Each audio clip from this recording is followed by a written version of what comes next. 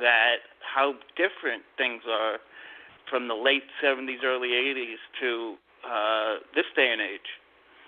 Your thoughts? Oh, it's amazing. It's amazing. And, it gives me hope for other issues like the animal issue, because there were, I would say, when I was growing up, I knew one gay person, and, her mother was upset, and it was just a negative drama. And that was my, impression of what it was all about. And things have evolved and changed so rapidly.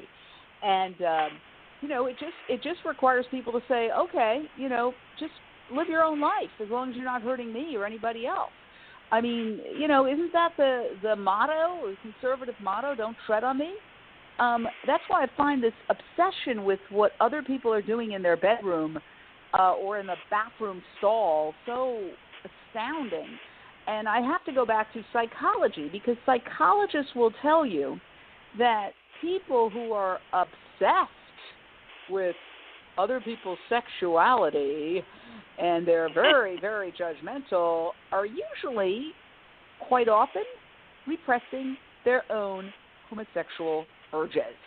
So that's a way to look at it from a psychological perspective, because really, why does person A care about what person B is doing in his or her bedroom, as long as it doesn't involve children, okay, or in some other perversion that hurts people, like some kind of horrible sex crime or date rape or anything. But if two consenting adults are in bed doing whatever they're doing, why is person A so obsessed with that issue and absolutely determined to stop it and offended by it? Well, the shrinks will say that's reaction formation.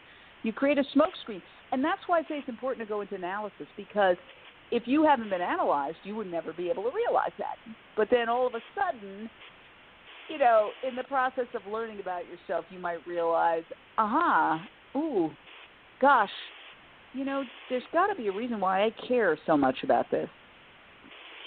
Yes, and we had one football player that came out, and the odds tell us that there's definitely more that just haven't came out, in my opinion. And one did come out in the NBA, Jason Collins, and Charles Barkley said, we played with many. There's just a fear of them coming out, meaning the gay people. So hopefully Jason Collins and Michael Sam, there will be more. But I did want to play this clip for you. Go ahead. Regarding Mr. Bruce Springsteen, and then I want to get your thoughts on it on the other side. Bruce Springsteen and his E Street Band have canceled their concert scheduled for tomorrow in Greensboro, North Carolina, to protest the state's new law blocking anti-discrimination measures for gay, lesbian, and transgender people. Springsteen said the law overturns progress in recognizing the human rights of all people. His boycott is one of a growing number of economic hits to North Carolina and other states adopting similar laws. Joining me now to discuss that is political reporter Kevin Robillard. Joins us from Washington. So how significant has this been for North Carolina? I mean, it's been bad press for them all week, but does this make an economic impact? Clearly, it's starting to have one. Last night, there were some reports from the North Carolina media that, significant numbers of conventions were either canceling or reconsidering going to North Carolina, which is something that translated to, the thousands, potentially the tens of thousands in hotel room stays. And, chances are when you're staying in a hotel, you're also, going out to eat and, purchasing things at nearby stores for your family or whatever. So, yeah, this is something that has a ripple effect when, these boycotts or decisions not to go to North Carolina start stacking up.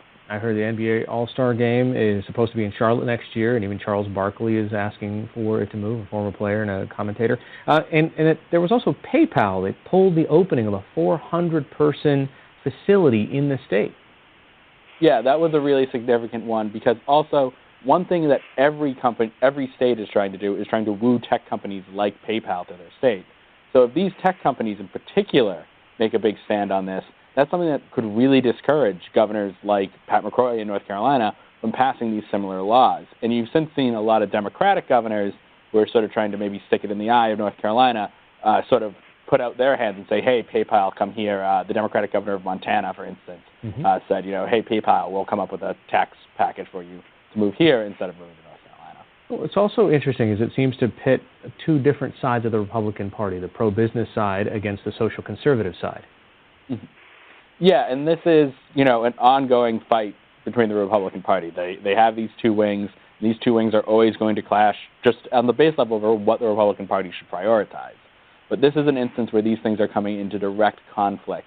And that's really a problem for a lot of Republicans because the social conservatives tend to provide sort of the grassroots of the Republican Party. They're the Republican Party's most reliable voters. But the business community is, quite frankly, where most of the money funding the Republican Party comes from. And that's their biggest source of money so that they can air TV ads and whatnot. So it really is a situation where if you're a Republican politician, you don't want to anger either one of these groups. So far, however, in this fight, the business community is winning just because they seem to have the economic leverage. And you've seen it used in North Carolina, and you also saw it used very well in Indiana, which had a very similar controversy last year. Does this trickle up, at least on a national scale, either in the presidential election or in other, let's say, gubernatorial elections around the country? So in the presidential election, so far it hasn't really impacted the GOP primary all that much.